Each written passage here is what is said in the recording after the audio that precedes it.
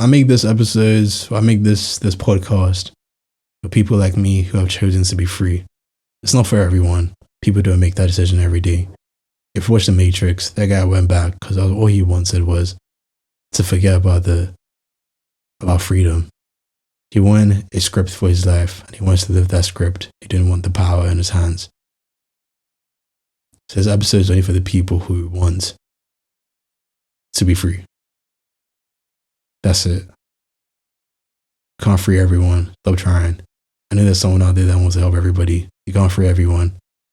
Free yourself, find your people, find your tribe, and fly high. This is Stay Thunder. Thank you.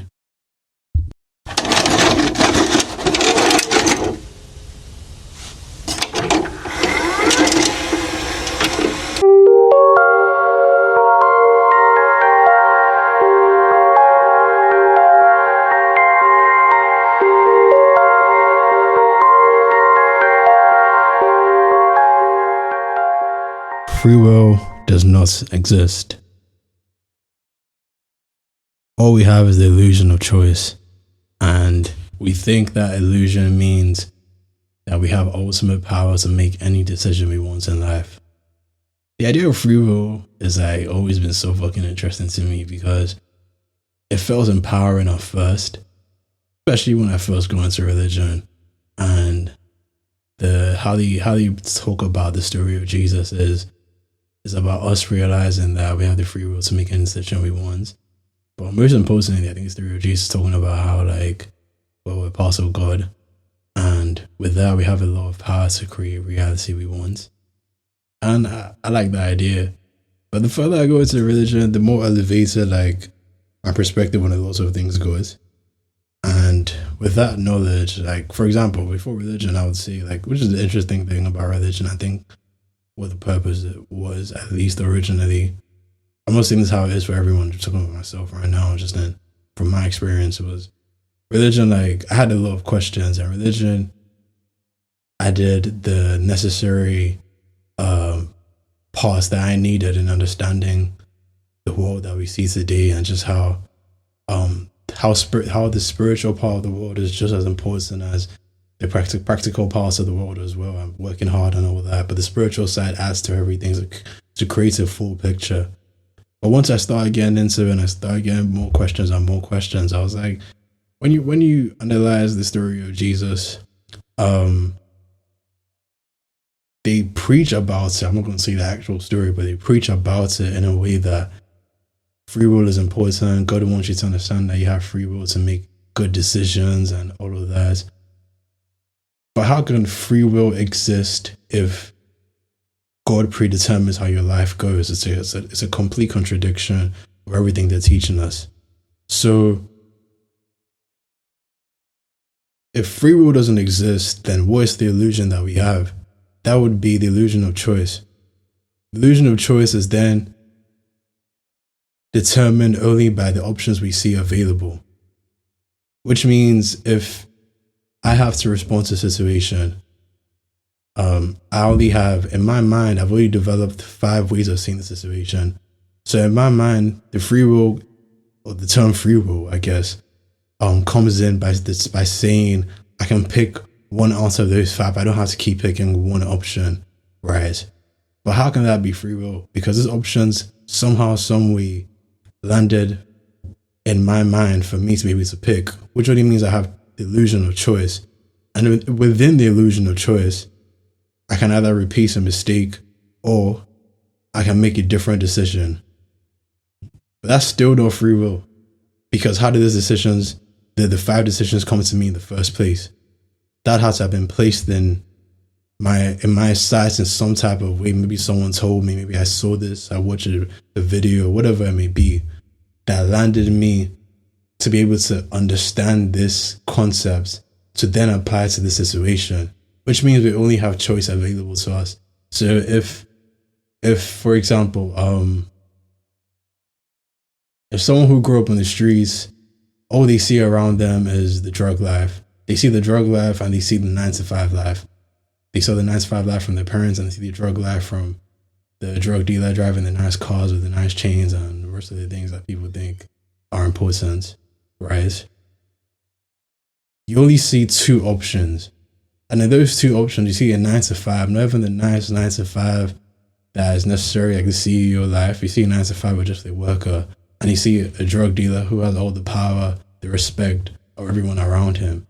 You think your free will tells you to pick the option that gives you most respect and more money quickly because you're tired of being disrespected. But that's not necessarily free will, because you only have two options available to you in life when there are an infinite number of options available to you. So you make a choice between the two. That can't be free will. Because if it was free will, you'd be able to see the infinite amounts of options available, and you would pick from the infinite amounts of options available to you at all times. Which means before the cause and effect, there's something that comes right before it. I don't know what I can call that. But before the cause that you see, there's something pre that cause.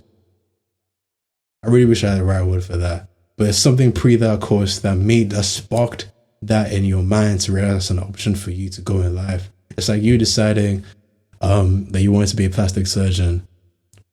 You probably, I don't know, what's that show with that guy? Is it Botched? I think it's Botched or 9 to 2. I don't know. I think it's Botched. With the guy making, he makes a stupid amounts of money on a show. He's a plastic surgeon. And you're hearing the figures that people are paying for this surgery. And then you Google how much these guys are making. That's the first time in your life you probably even Googled how much plastic surgeons are making. You probably even know what the fuck plastic surgeons were. I told you, like, one of the stories is like, my parents were already into finance from a long time ago, so I already knew that option existed in my life, right? But when I watched, and this is going to sound terrible by the way, but forgive me, that I like rom-coms. But when I watched Pretty Woman, I was listening to the guy explain private equity, and I was like, bro, like, this guy's talking about how he's making millions and millions. He buys these companies, he goes for the most valuable parts and he sells them down for pieces to recoup his money, right? When I heard that, I was like, bro, how's this guy doing this? Then I grew up with what private equity was. That's how I learned what private equity was. And then I made the decision that I wanted to go into that. I was quite young at that time, right? Then I Googled the Forbes list, and at that time, I was like maybe like 9 years old. I don't remember how old. I was really, really young.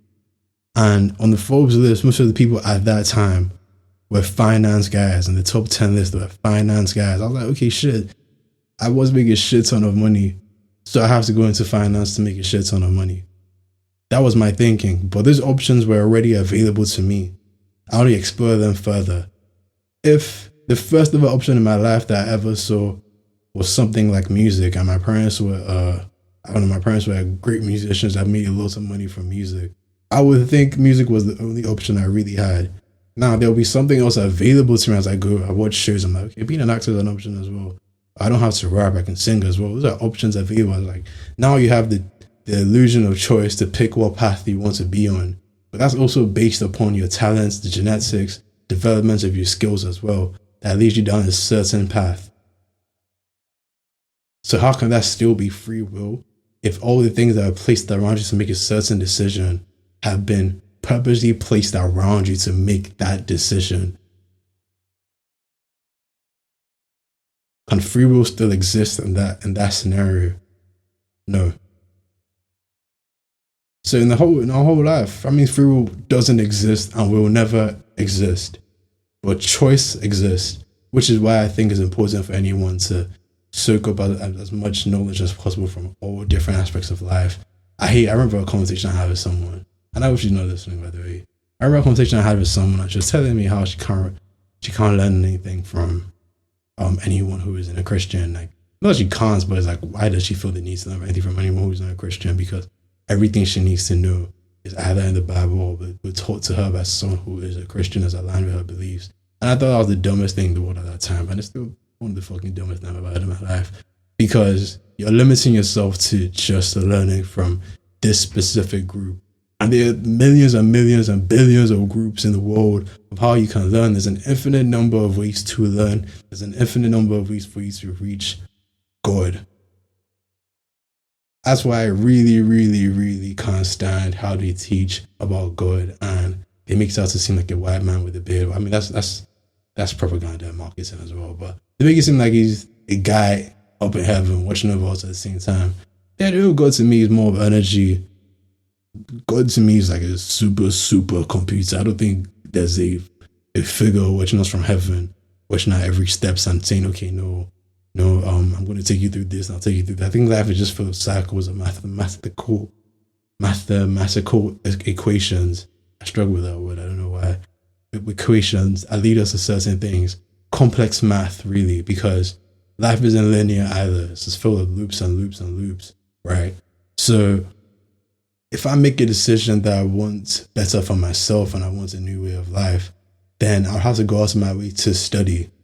Then studying will lead me down the path of understanding that there are different ways. Okay, so if all I've known in my whole life was that when I have a certain amount of money, I go buy a car. First thing I do is to buy a car. That's because that's all I've seen, right? If someone then teaches me that, hey, this car you bought is depreciating assets, and this car you bought 10 years ago is fucking useless now. But if you bought an Apple, the Apple stocks 10 years ago, you'd have had X amounts of return by now, and you probably could have bought 3 of those cars by now with the money you used to buy this one car. You didn't make that decision because you were stupid. You made that decision because you were ignorant and you didn't know better. You had the lack of knowledge, right?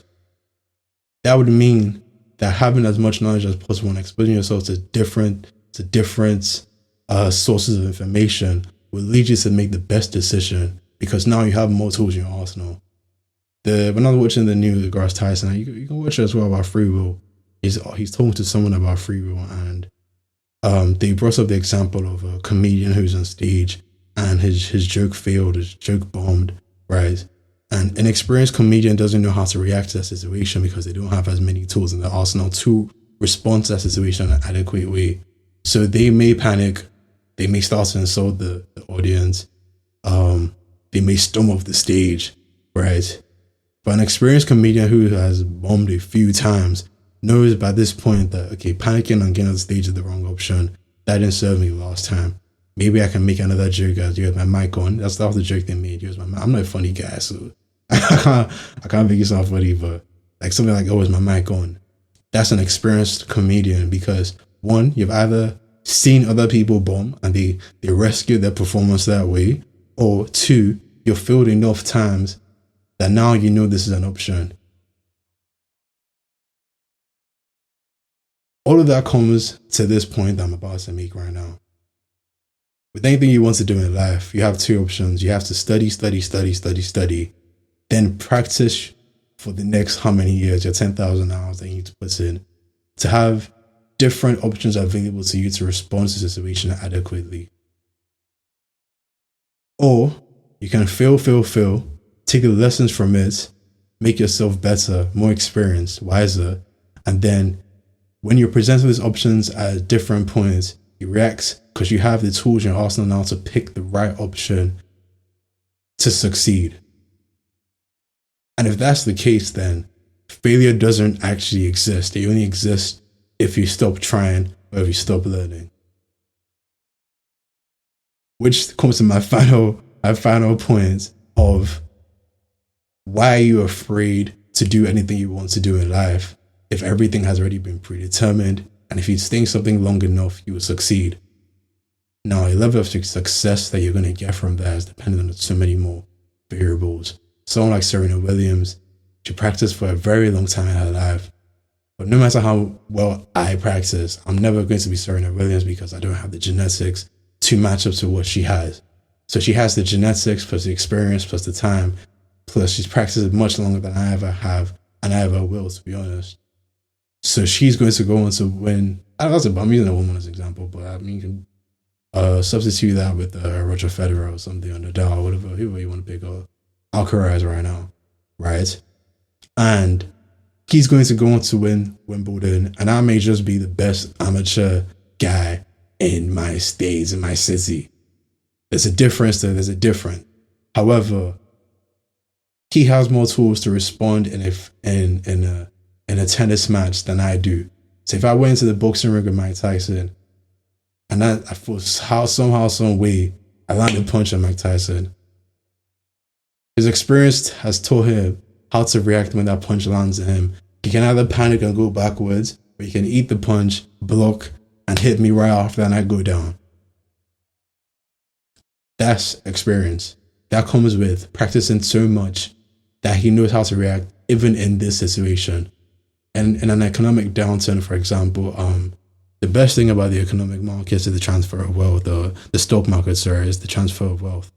Because we can all invest in a boom into something. It's a company like, I'm thinking of an example of a good company. I don't know, Microsoft, for example. If Microsoft crashes and the news comes out that, oh, Bill Gates this and this, or I don't know who the CEO is. I think Bob the CEO right now. I don't remember who the CEOs of Microsoft is. But whoever the CEO is something foul, and most people in the markets, based on their fear of losing their money, right, and lack of experience in dealing with the financial markets, they panic and they sell. The big dogs who have been in it for a long time understand that you don't necessarily invest in the stock financials. You invest in the company itself. Understand that even in this downturn, it's time to buy. It's time to be aggressive. And once the market picks up, I'm buying the stocks at a cheaper price than most people are, and then the value of the stock itself. So when it picks up, I've gotten the wealth of the 90% and I've transferred it to the 10%, right? They then take that money and find another company who's facing the same issue and invest in with the same principle without fear. That way, the person who's working 80 hours, 90 hours a week, to put in that $2,000 in investments, right? And the guy who has his financial advisor advising him on decisions to make, who is worth $200 million. The 2,000 that you lost, that you believed you lost, and you sold at the low price, has now been transferred to the guy that's 200. That's rough math, by the way. I'm just trying to break it down to make it as easy as possible for people to understand. It's not actually $2,000, right? But you just transferred your wealth to this guy's pockets, right? And now imagine that case for 2 million people or 1 million people, all $2,000 each. That's $2 million that just got transferred to the guy who's already worth $200 million. And that's based on experience, and that's based on being calm in situations, because he understands that this company is doing well. They're going through a hard financial time, and I'm going to profit off that and the fear of other people to make myself more money. So that's $2 billion. Let's do a quick math on that. That's $2 billion. My bad. That's poor math from me. But that's $2 billion that you guess. That's rough math. That's not really what happens, but I'm trying to gain the full picture, right? But that comes from ignorance. That comes from a lack of knowledge, which means you have to expose yourself to everything possible. You have to watch as many podcasts as possible. You have to listen to as many audiobooks as possible. You have to watch as many videos, read as many books as you can to gain different sources of information, because the market is predetermined on asymmetric information, even though they try to lie to us and tell us that that's not what the case is. We all know in reality, it's all about knowing what most people don't know. It's one of the things that Warren Buffett advised people, that if you're investing in a stock and everybody's talking about it, you're either too late, or you should be very careful, because it's about to burst. It's the same thing with the AI bubble right now. The AI bubble is the exact same situation as the dot-com bubble that happened.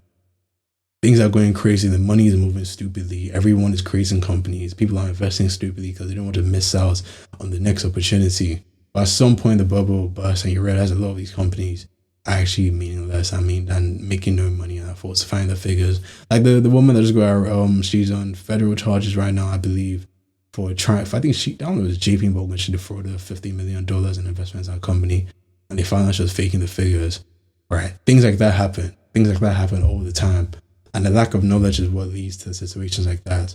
Now, with this knowledge you're gaining, that free will doesn't actually exist, and all you have is the illusion of choice, that would mean that the smartest decision you can make is to gain as many options as possible in your life. And that means broadening yourself to so many different scenarios that you don't know what's actually going to pick up for you, or take you out of here, basically, is what I'm trying to tell you. Right. In that scenario, you have no choice other than to keep going in life. You can't fail, is my point. You can't fail. If you try to survive the cycles that have been placed ahead of you, because life is not linear. It happens in loops and in cycles.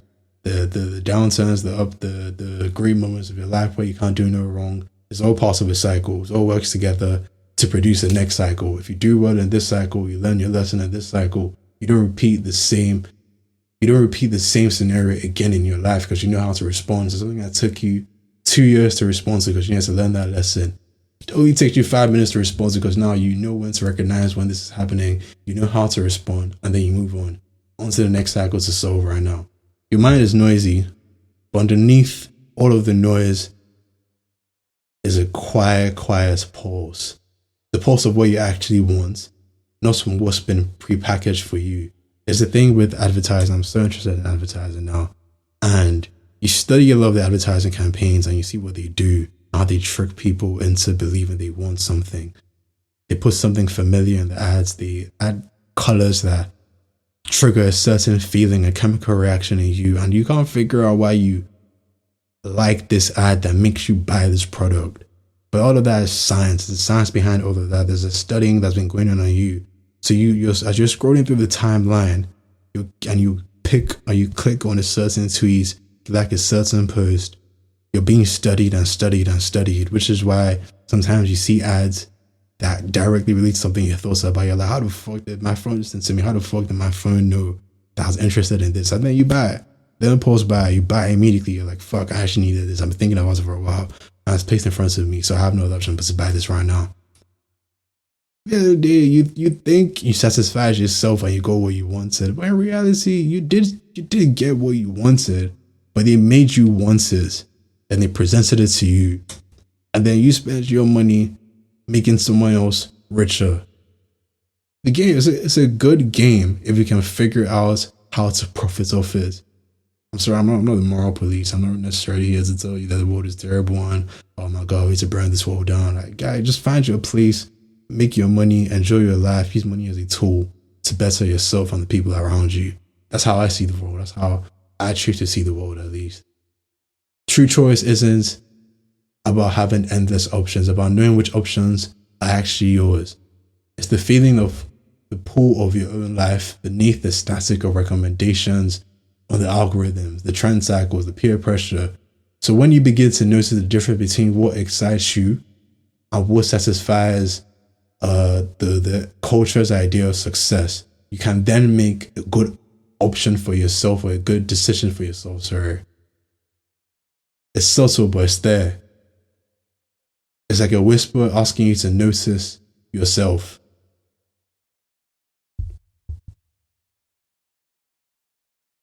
The world will show you reflections and you mistake them for your own face. You dress like it, you speak like it, you dream like it, you follow the trends. Even right now, like all over my fucking timelines, like Nigerian underground music and how it's taking off, right?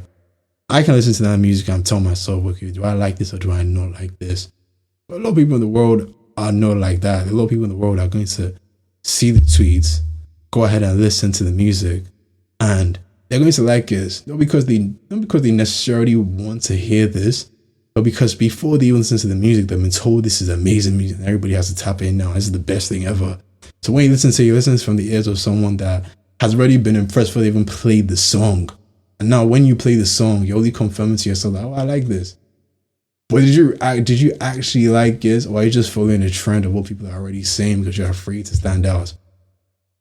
So is your dream really yours? Is the life you're thinking about and working towards actually yours? Or are you living a borrowed life? So do not mistake reflection for reality. Know what is yours to choose and let the rest go.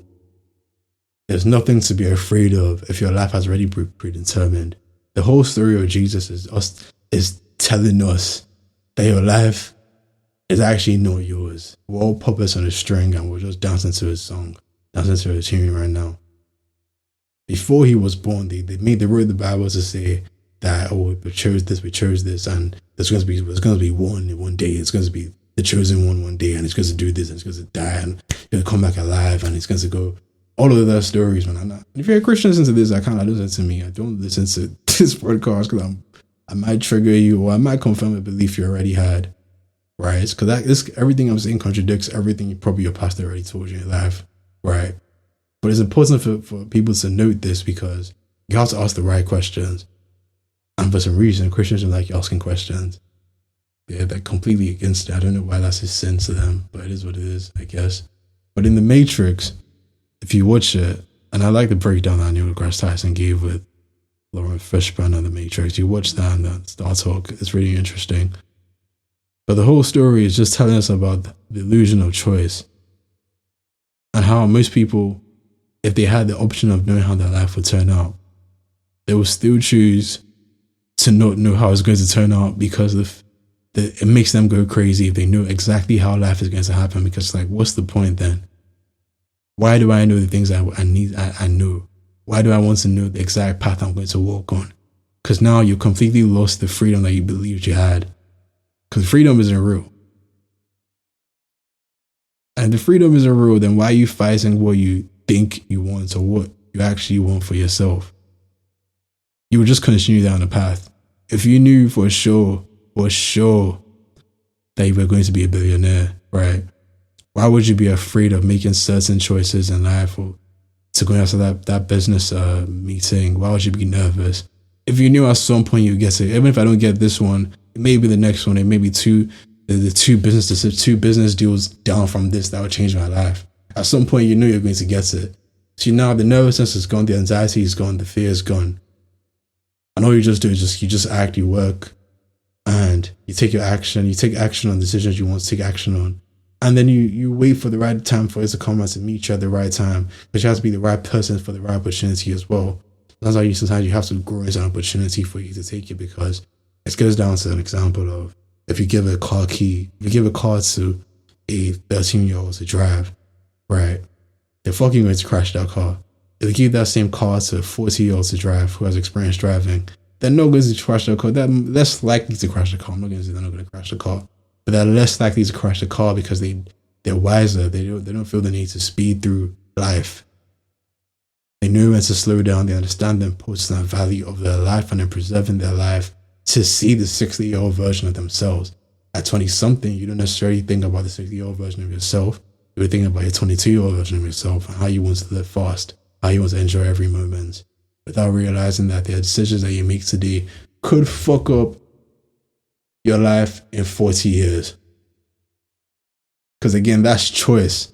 I say all that to say this, man. Life is a game. Play how you want. At the end of the day, blood damage tripping with girls. I still ain't tripping. That's life. Winners and losers. That's from Smile and Jay-Z, by the way. But that's the truth. Make life what you're going to make it of. Enjoy it. Live it. It's all a game. It means nothing. War was just breath and dust at the end of the day. What's there to be afraid of? Go after what you want and fuck the opinions of other people. We're all not going to be alive in 100 years from now anyway. So why do you care what they think?